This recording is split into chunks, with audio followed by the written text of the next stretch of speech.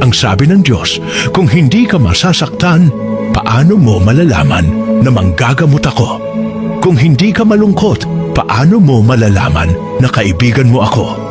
Kung hindi ka nawalan, paano mo malalaman na handa akong magpuno sa lahat?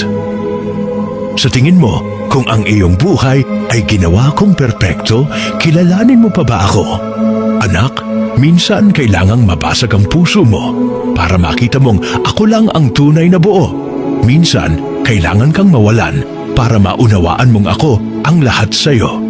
At minsan, kailangan mo ring masaktan para maramdaman mong sa akin may kagalingan.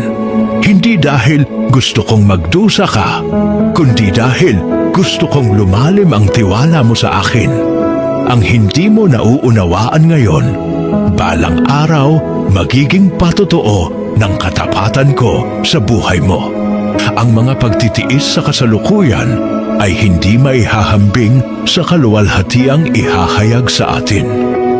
Sa bawat luha may layunin, sa bawat kawalan may kapalit, at sa bawat paghihirap may Diyos na hindi sumusuko sa iyo.